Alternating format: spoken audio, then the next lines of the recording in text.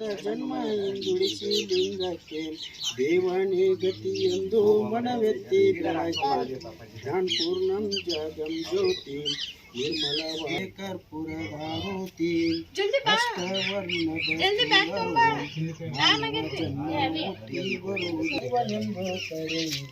ಜ್ಞಾನಪೂರ್ಣಂ ಜಗಂ ಜ್ಯೋತಿ ನಿರ್ಮಲವಾದ ಮನವೇ ಕರ್ಪೂರಧಾರೋತಿ ಜ್ಞಾನಪೂರ್ಣಂ ಜಗಂ ಜ್ಯೋತಿ ನಿರ್ಮಲವಾದ ಮನವೇ ಶ್ರೀ ಮಂಜುನಾಥ್ महाराज को ಶ್ರೀ ಧರ್ಮಸ್ಥಳ ಗ್ರಾಮಾಭಿವೃದ್ಧಿ ಯೋಜನೆಗೆ ಇಂದಿನ ತುಳಸಿಗೇರಿ ಬಾಗಲಕೋಟೆ ಯೋಜನಾ ಕಚೇರಿಯ ವ್ಯಾಪ್ತಿಯಲ್ಲಿ ತುಳಸಿಗೇರಿ ಕಾರ್ಯಕ್ಷೇತ್ರದಲ್ಲಿ ವಾತ್ಸಲ್ಯ ಮನೆ ಒಂದು ನಮಗೆ ಮುಂಜೂರಾತಿ ಆಗಿದ್ದು, ಈ ಒಂದು ವಾತ್ಸಲ್ಯ ಮನೆಯಲ್ಲಿ ಉಪಸ್ಥಿತಿರುವಂತಹ ಗ್ರಾಮದ ಎಲ್ಲರನ್ನು ನೆನೆಸಿಕೊಳ್ಳುತ್ತಾ ನಮ್ಮ ಯೋಜನಾಧಿಕಾರಿಗಳು ನಮ್ಮ ಗ್ರಾಮಕ್ಕೆ ಪೂಜ್ಯರು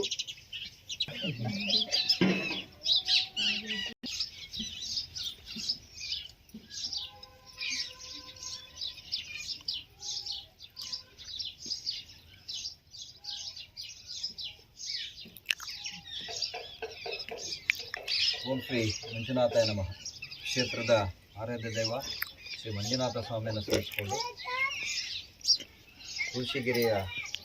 ತುಳಸಿಗೇಶ್ವರನ್ನು ಸ್ಮರಿಸ್ಕೊಳ್ತಾ ನಮಗೆಲ್ಲ ಮಾರ್ಗದರ್ಶಕರು ಧರ್ಮಸ್ಥಳದ ಧರ್ಮಾಧಿಕಾರಿಗಳು, ಗ್ರಾಮಾಭಿವೃದ್ಧಿ ಯೋಜನೆ ಅಧ್ಯಕ್ಷರು ಆದಂಥ ಡಾಕ್ಟರ್ ವೀರೇಂದ್ರ ಹೆಗ್ಗಡೆಯವರು ಹಾಗೂ ಜ್ಞಾನ ವಿಕಾಸ ಮಹಿಳಾ ಕಾರ್ಯಕ್ರಮದ ಅಧ್ಯಕ್ಷರು ಹಾಗೂ ವಾತ್ಸಲ್ಯ ಕಾರ್ಯಕ್ರಮದ ರೂವಾರಿಗಳು, ಆಶಯವಾದಿಗಳು ಆದಂಥ ಮಾತೋಶ್ರೀ ಡಾಕ್ಟರ್ ಹೇಮಾವತಿ ಹೆಗ್ಗಡೆ ಅಮ್ಮನವರ ಆಶೀರ್ವಾದವನ್ನು ಈ ಸಂದರ್ಭದಲ್ಲಿ ಕೇಳ್ತಾ, ಬಹುಶಃ ಗ್ರಾಮಾಭಿವೃದ್ಧಿ ಯೋಜನೆ ಇಲ್ಲಿ 12 ವರ್ಷದಿಂದ ಕೆಲಸವನ್ನು ನಡೆಸ್ತಾ ಇದೆ.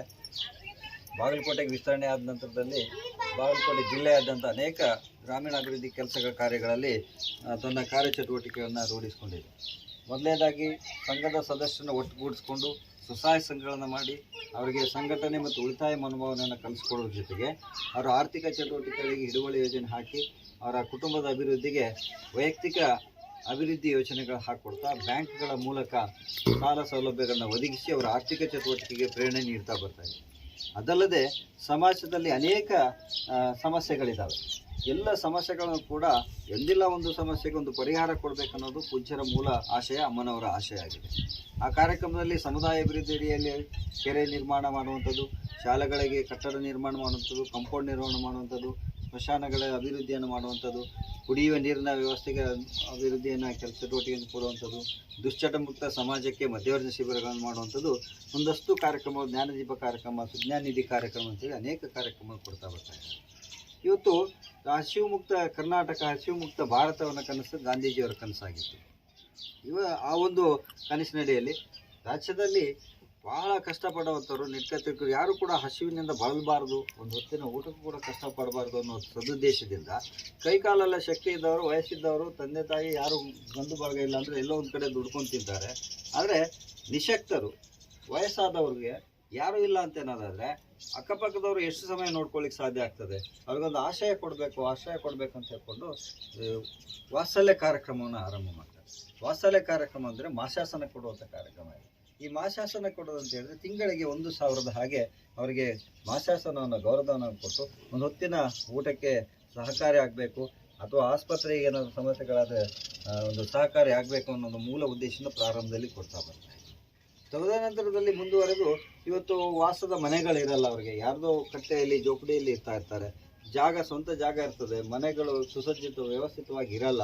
ಹಾಗಾಗಿ ಅವರು ನೆಮ್ಮದಿಯಿಂದ ಬದುಕನ್ನು ಸಾಗಿಸ್ಲಿಕ್ಕೆ ಆಗಲ್ಲ ಅಂತ ಒಂದು ಮನಗಂಡ್ಕೊಂಡು ಮಾತೋಶ್ರೀ ಅಮ್ಮನವರು ವಾತ್ಸಲ್ಯ ಕಾರ್ಯಕ್ರಮದಲ್ಲಿ ವಾತ್ಸಲ್ಯ ಸದಸ್ಯರಿಗೆ ಮನೆ ಇಲ್ಲದವರಿಗೆ ಮನೆಗಳನ್ನು ನಿರ್ಮಾಣ ಕೊಡುವಂಥದ್ದು, ಮನೆ ಇದ್ದು ಸ್ವಲ್ಪ ರಿಪೇರಿಗಳನ್ನು ಮಾಡಬೇಕನ್ನೋದಾದರೆ ರಿಪೇರಿಯೋ, ಶೌಚಾಲಯ ಬಾತ್ರೂಮ್ಗಳ ಇಲ್ಲ ಅಂದರೆ ವ್ಯವಸ್ಥಿತವಾಗಿ ಬಾತ್ರೂಮ್ ಶೌಚಾಲಯನ ಕಟ್ಟಿಸಿಕೊಡುವಂಥದ್ದು ವಾತ್ಸಲ್ಯ ಕಾರ್ಯಕ್ರಮದಲ್ಲಿ ಇವತ್ತು ಮನೆ ರಿಪೇರಿ, ಶೌಚಾಲಯ, ಸ್ನಾನಗೃಹಗಳನ್ನು ತಯಾರು ಮಾಡುವಂಥ ಕೆಲಸವನ್ನು ಆಗಿದೆ. ಬಹುಶಃ ನಮ್ಮ ತಾಲೂಕಿನಲ್ಲಿ, ಬಾಗಲಕೋಟೆ ತಾಲೂಕಿನಲ್ಲಿ ಸುಮಾರು 60 ಇಂತಹ ಕುಟುಂಬಗಳು ಸದಸ್ಯರು ಇದ್ದಾರೆ, ವಾತ್ಸಲ್ಯ ಸದಸ್ಯರಿದ್ದಾರೆ. ಪ್ರತಿ ತಿಂಗಳು ಕೂಡ ಮಾತೋಶ್ರೀ ಅಮ್ಮನವರ ಹಾಗೂ ಪೂಜ್ಯರ ಅನುದಾನದಡಿಯಲ್ಲಿ ತಲಾ 1,000 ರೂಪಾಯಿ ಅವರಿಗೆ ಮಾಶಾಸನ ಬರ್ತಾ ಇದೆ. ಇವತ್ತು ಅನೇಕ ಜನರಿಗೆ ಮನೆಗಳಿದ್ದು ರಿಪೇರಿಗೆ ಸಮಸ್ಯೆ ಇದೆ, ಸಾಧ್ಯ ಇಲ್ಲ. ಅಂಥದ್ದಷ್ಟಕ್ಕೊಂದಿಂದಾಗಿ 1,00,000 ರೂಪಾಯಿವರೆಗೂ ಕೂಡ ಖರ್ಚು ಬಂದು ಗುಜ್ಜರಿ ಮಂಜೂರಾತಿಯನ್ನು ಮಾಡಿ ಅಮ್ಮನವರೇ ಮಂಜೂರಾತಿಯನ್ನು ಮಾಡಿ ಈ ಮನೆಯನ್ನು ಕಟ್ಟಿಕೊಡುವಂಥ ವ್ಯವಸ್ಥೆ ಇದೆ. ಜಾಗವನ್ನು ಕೊಟ್ಟರು ಸಾಕು, ಯಾವುದೇ ತಂಟೆ ತಕರಾರಿಂದ ಊರಿನ ಹಿರಿಯರು ಊರಿನ ಗಣ್ಯರು ಅವರಿಗೆ ಒಂದು ಸಹಕಾರ ಮಾಡಿ ಅದನ್ನು ಕಟ್ಟಿಕೊಡಲಿಕ್ಕೆ ನಮ್ಮ ಸ್ವಸಹಾಯ ಸಂಘ ಪ್ರಗತಿಬಂಧು ಒಕ್ಕೂಟಗಳು ಸಹಕಾರ ಕೊಡಬೇಕು ಅನ್ನೋದನ್ನು ಪೂಜ್ಯರ ಆಶಯವಾಗಿದೆ. ಹಾಗಾಗಿ ನಮ್ಮಲ್ಲಿ ಒಂದು ಶಿರೂರಲ್ಲಿ ಒಂದು ಶೌಚಾಲಯ ಮತ್ತು ಬಾತ್ರೂಮನ್ನು ಕಟ್ಟಿಕೊಟ್ಟು ಮಾಶಾಸನ ಅಜ್ಜಿಗೆ ತೊಂದರೆ ಇತ್ತು. ಈ ಗ್ರಾಮದಲ್ಲಿ ಅಮ್ಮನಿಗೆ ಮನೆ ತುಂಬ ನೀವೆಲ್ಲ ನೋಡ್ತಿದ್ರಿ, ಬಹಳ ಕಷ್ಟದಲ್ಲಿ ಇತ್ತು, ಮನೆಯೆಲ್ಲ ಇದಿತ್ತು. ಹಾಗಾಗಿ ಅದನ್ನು ತೆಗೆದು ಒಂದು ಸಣ್ಣ 10 ಇಂಟು 15 ಅಡಿಯ ಅಳತೆಯಲ್ಲಿ ಅವರಿಗೊಂದು ಮನೆಯನ್ನು ನಿರ್ಮಾಣ ಮಾಡಿ ಒಂದು ಇರುವರೆಗೂ ಕೂಡ ನೆಮ್ಮದಿಯ ಬದುಕನ್ನು ಮಾಡ್ಕೊಂಡು ಹೋಗಲಿ ಅನ್ನೋದು ಉದ್ದೇಶದಿಂದ 1,00,000 ರೂಪಾಯಿ ಇದಕ್ಕೆ ಮಂಜೂರಿಯನ್ನು ಮಾಡಿದ್ದಾರೆ.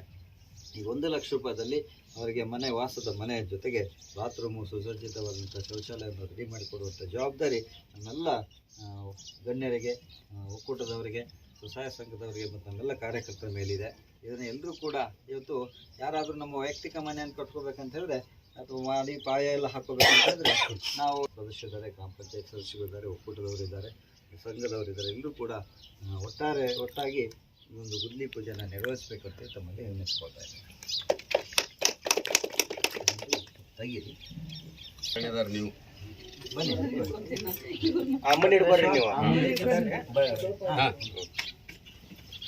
ತೆಗ್ದ್ಯಾ? ಹಾಂ ಸರ್.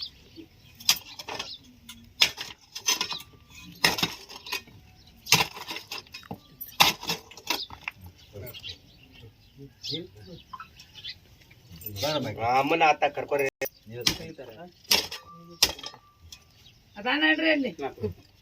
ಒಂದು ವಾರದಲ್ಲಿ ಸಿಗ್ತೀಯಾ? ಎಲ್ಲ ತಂದ್ಬಿಡ್ತಾರೆ.